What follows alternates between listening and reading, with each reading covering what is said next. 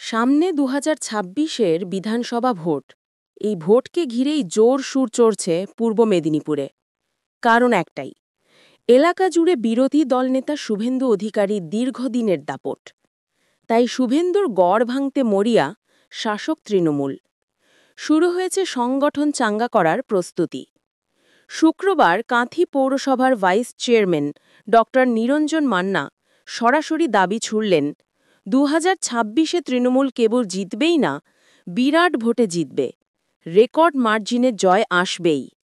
দলের একাংশ মনে করছে, শুভেন্দু যেখানে শক্ত ঘাঁটি গেড়েছেন সেখানেই পাল্টা দাপট দেখিয়ে দিতে চাইছে তৃণমূল। রাজনৈতিক মহলের মতে এ হেন দাবি নিছক আত্মবিশ্বাস নয়, বরং বিজেপিকে চাপে ফেলার কৌশলও। শুভেন্দুর বাড়ির উঠোনেই তৃণমূল যদি ভোটের সমীকরণ পাল্টাতে পারে, তাহলে তার প্রতীকী তাৎপর্য বিরাট। ফলে তাঁতির লড়াই শুধুই বিধানসভা আসনের সীমায় আটকে নেই, এটি ২০২৬-এর রাজ্য রাজনীতির অন্যতম হটস্পট হয়ে উঠতে চলেছে বলেই মনে করা হচ্ছে। অন্যদিকে বিরোধীদের কটাক্ষ, তৃণমূলের বড়াই ভোটের বাক্সে কতটা মেলে সেটাই শেষ কথা। পূর্ব মেদিনীপুর থেকে অংশুমান পণ্ডার প্রতিবেদন। হ্যাঁ, নিশ্চিত, অবশ্যই।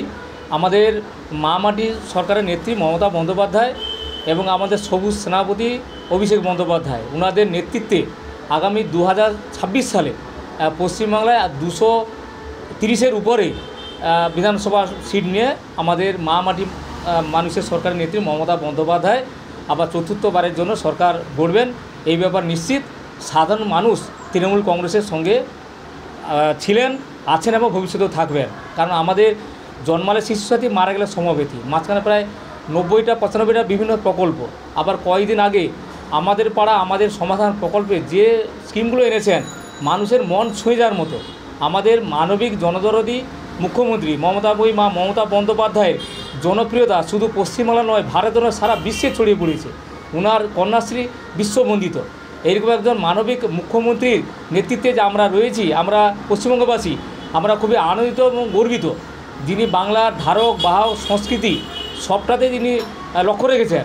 শুধু তারা নারী শিক্ষার বিস্তারে ওনার গুরুত্বপূর্ণ ভূমিকা, নারীদের আর্থিকভাবে স্বনির্ভর করার জন্য ওনার গুরুত্বপূর্ণ ভূমিকা। ওনার মতো মানবিক জনদরদী এবং ভারতের শ্রেষ্ঠ মুখ্যমন্ত্রী মমতা বন্দ্যোপাধ্যায়ের বিকল্প নেই। তাই আগামী ২০২৬ সালে আবার চতুর্থবারের জন্য আমাদের মানবিক জনদরদী মুখ্যমন্ত্রী মমতা বন্দ্যোপাধ্যায় আবার শপথ নেবেন। এই বিষয়ে আমরা ১০০% নিশ্চিত।